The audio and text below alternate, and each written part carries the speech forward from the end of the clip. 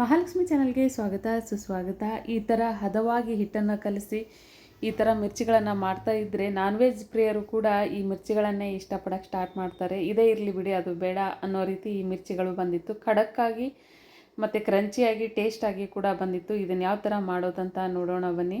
ಮದುವೆ ಮನೆಗಳಲ್ಲಿ, ರೆಸ್ಟೋರೆಂಟ್ಗಳಲ್ಲಿ, ಡಾಬಾಗಳಲ್ಲಿ ಇಂತಹ ಮಿರ್ಚಿಗಳನ್ನು ನೀವು ನೋಡಿರ್ತೀರ, ಮಸಾಲ ಮಿರ್ಚಿಗಳನ್ನು.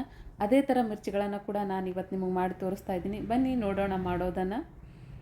ಇಲ್ಲಿ ಹಿಟ್ಟನ್ನು ಸ್ವಲ್ಪ ಜಡಿ ಮಾಡ್ಕೋಬೇಕಾಗತ್ತೆ. ಹಸಿ ಹಿಟ್ಟನ್ನು ನಾನು ತೊಗೊಂಡಿದ್ದೆ 200 ಗ್ರಾಮ್. ಮನೆಯಲ್ಲಿ ಸ್ವಲ್ಪ ಜನ ಇರೋದ್ರಿಂದ 200 ಗ್ರಾಮೇ ನನ್ನ ಮೆಜರ್ಮೆಂಟ್ ಆಗಿರುತ್ತೆ ಯಾವುದಾದ್ರೂ ಕೂಡ. ಈ ಥರ ಅದನ್ನು ಸ್ವಲ್ಪ ಜಡಿ ಮಾಡ್ಕೋಬೇಕಾಗತ್ತೆ. ಸ್ವಲ್ಪ ಅಳಕಾಗಿ ಹಿಟ್ಟಿದ್ರೆ ಇನ್ನೂ ಚೆನ್ನಾಗಿ ಬರುತ್ತೆ. ಸ್ವಲ್ಪ ದಪ್ಪ ಕಣ್ಣಿನ ಜಡಿಲಿ ಅದನ್ನು ನಾನು ಜಡಿ ಹಿಡ್ಕೊಳ್ತಾ ಇದ್ದೀನಿ. ಈ ಥರ ಹಿಟ್ಟು ರೆಡಿ ಆಗಿತ್ತು.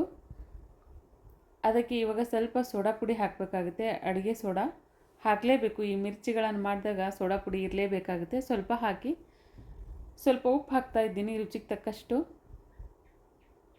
ಅಜ್ವಾಯಿನ್ ಈ ಥರ ಸ್ಮ್ಯಾಶ್ ಮಾಡಿ ಹಾಕಬೇಕಾಗುತ್ತೆ, ಇಡೀದನ್ನೇ ಹಾಕಬೇಡಿ. ಅಜ್ವಾಯಿನ್ ಹಾಕಿದರೆ ಡೈಜೆಷನ್ ಆಗುತ್ತೆ. ಎಣ್ಣೆ ಒಂದು ಇದಲ್ವ ಇದು, ಹಾಗಾಗಿ ಸ್ವಲ್ಪ ಅಜ್ವಾಯಿನ್ ಹಾಕೋದು ಉತ್ತಮ. ಈ ಥರ ಸ್ವಲ್ಪ ಸ್ವಲ್ಪ ನೀರು ಹಾಕಿ ಕಲಿಸ್ಬೇಕಾಗುತ್ತೆ. ಸಡನ್ಲಿ ನೀರು ಹಾಕೋದಕ್ಕೆ ಹೋಗಬೇಡಿ.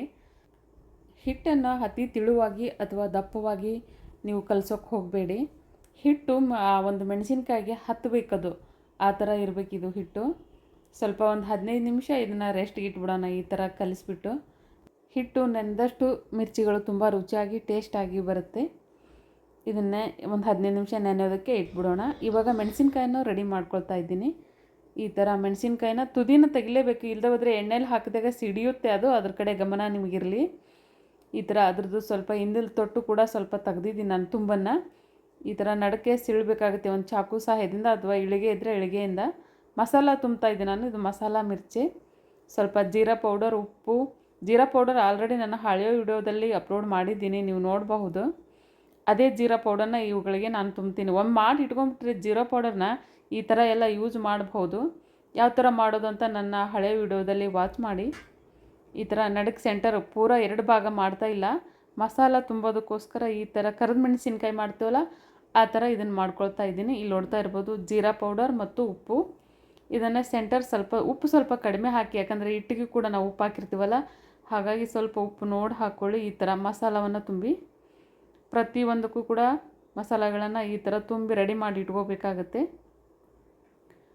ನನ್ನ ಈ ಚಾನಲ್ಗೆ ಲೈಕ್ ಆ್ಯಂಡ್ ಸಬ್ಸ್ಕ್ರೈಬ್ ಕೊಡೋದನ್ನು ಮಾತ್ರ ಮರಿಲೇಬೇಡಿ ನೀವು. ಅನೇಕ ತರಹದ ಮಿರ್ಚಿಗಳನ್ನು ಹಾಕ್ತೇನೆ, ಬೋಂಡಾಗಳನ್ನು ಮಾಡ್ತೇನೆ. ಇನ್ನು ಮುಂದೆ ಎಲ್ಲವನ್ನೂ ಕೂಡ ಅಪ್ಲೋಡ್ ಮಾಡಿ ನಿಮಗೆ ತೋರಿಸ್ತೀನಿ. ಈ ಥರ ಹಿಟ್ಟು ನೆಂದಿತ್ತಲ್ಲ, ಅದಕ್ಕೆ ಬಿಸಿ ಎಣ್ಣೆನ ಹಾಕಬೇಕಾಗುತ್ತೆ. ಕಾದಿರಬೇಕದು ಎಣ್ಣೆ. ಆ ಥರ ಹಾಕಿದರೆ ತುಂಬ ಹಗುರ ಆಗುತ್ತೆ ಅಂತ. ಹಿಟ್ಟಿಟ್ಟು ಥರ ಬರ್ತಲ್ಲ ಮಿರ್ಚಿ, ಆ ಥರ ಬರೋದಿಲ್ಲ, ಹಗುರ ಆಗುತ್ತೆ. ಹಾಗಾಗಿ ಎಣ್ಣೆ ಸ್ವಲ್ಪ ಜಾಸ್ತಿನೇ ಹಾಕಿ, ಏನೂ ಆಗೋದಿಲ್ಲ. ಬಿಸಿ ಎಣ್ಣೆ ಹಾಕಿ ಚೆನ್ನಾಗಿ ಕಲಿಸ್ಬೇಕಾಗುತ್ತೆ ಇದನ್ನು. ಇನ್ನೂ ಸ್ವಲ್ಪ ನೀರು ಬೇಕಾದರೆ ಇವಾಗಲೇ ನೋಡಿ ಹಾಕ್ಕೊಳ್ಳಿ, ಇಲ್ಲ ಬೇಡ ಅಂದರೆ ಪರವಾಗಿಲ್ಲ. ಚಮಚಲ್ಲಿ ಮಾಡಿದ್ರೆ ಗಂಟುಗಳು ಇರುತ್ತಲ್ಲ ಅದರ ನಡುಕ, ಅದು ಗೊತ್ತಾಗೋದಿಲ್ಲ. ಹಾಗಾಗಿ ಈ ಥರ ಮಿರ್ಚಿಗಳನ್ನು ಕೈಯಿಂದಲೇ ಮಾಡಿ, ಕೈಯಿಂದ ಮಾಡಿದರೆ ತುಂಬ ಚೆನ್ನಾಗಿ ಬರುತ್ತೆ, ಗೊತ್ತಾಗುತ್ತೆ ಅದು ಏನು ಎತ್ತ ಅಂತ. ಹಾಗಾಗಿ ಈ ಥರ ಮೆಣಸಿನ್ಕಾಯಿನ ಅದರಲ್ಲಿ ಎದ್ದುಬಿಟ್ಟು ಅದರ ಅಂಚಿಗೆ ಈ ಥರ ಸೌರಿ ಈ ಥರ ಹಾಕಬೇಕಾಗತ್ತೆ. ಇಲ್ಲಿ ನೋಡ್ತಾ ಇರ್ಬೋದು, ಈ ಥರ ಆ ಬೌಲಿನ ಅಂಚಿಗೆ ನಾನು ಸವರ್ತಾ ಇದ್ದೀನಿ ನೋಡಿ. ಈ ಥರ ಮೆಣಸಿನ್ಕಾಯಿ ಕಾಣ್ತಾ ಇದ್ದಲ್ಲ, ಈ ಥರ ಹಾಕಿ. ಇದು ಕರೆಕ್ಟ್ ಆದಂಥ ಹೋಟೆಲ್ ಸ್ಟೈಲು, ದೊಡ್ಡ ದೊಡ್ಡ ಅಡುಗೆಗಳಲ್ಲೆಲ್ಲ ಮಾಡ್ತಾರಲ್ಲ ಆ ಥರ ಮಿರ್ಚಿಗಳು ಬರುತ್ತೆ. ಒಂದು ಸಲ ಟ್ರೈ ಮಾಡಿ ಹೇಗಾಗಿತ್ತು ಅಂತ ಕಾಮೆಂಟ್ ಮಾಡೋದನ್ನು ಮಾತ್ರ ಮರಿಲೇಬೇಡಿ ನೀವು. ತುಂಬ ಟೇಸ್ಟಾಗಿತ್ತು. ಎಣ್ಣೆ ಕೂಡ ಜಾಸ್ತಿ ಹಿಡಿಯೋದಿಲ್ಲ ಇದು. ಈ ಥರ ಮಾಡಿದ್ರೆ ಎಣ್ಣೆನ ಹೈ ಫ್ಲೇಮಲ್ಲಿ ಇಟ್ಟು ನೀವು ಬಿಸಿ ಮಾಡಬೇಕಾಗುತ್ತೆ. ಮತ್ತು ಎಣ್ಣೆ ಕಾಯ್ದೇ ಈ ಥರ ಹಾಕ್ಬಿಟ್ರೆ ಎಣ್ಣೆ ಹಿಡಿಯುತ್ತೆ. ಎಣ್ಣೆ ಹೈ ಫ್ಲೇಮಲ್ಲಿ ಇರಲಿ, ತುಂಬ ಬಿಸಿ ಆಗಿರಲಿ, ಗರಮ್ ಆಗಿರಲಿ, ಆವಾಗಲೇ ಇದನ್ನು ಹಾಕಿ ಮಧ್ಯೆ ಮಧ್ಯೆ ಇವುಗಳನ್ನು ತಿರುತ್ತಾ ಇರಬೇಕು. ಮತ್ತು ಒಂದು ಕಡೆ ವೈಟ್, ಒಂದು ಕಡೆ ಕೆಂಪಾಗಿಬಿಡುತ್ತೆ. ಹಾಗಾಗಿ ಸ್ವಲ್ಪ ಕೆಳಗೆ ಮೇಲೆ ಮಾಡ್ತಾ ಇರಿ. ಅದನ್ನು ಹಾಕಿದ ತಕ್ಷಣ ಮಾಡಬೇಡಿ. ಮಿರ್ಚಿ ಹಾಕಿ ಒಂದು ಸೆಕೆಂಡಿಗೆ ಅದನ್ನ ಒಳಸಾಕಿ ಈ ಥರ ಕಲರ್ ಬರುತ್ತೆ. ಒಂದು ಸಲ ಟ್ರೈ ಮಾಡಿ ನೀವು.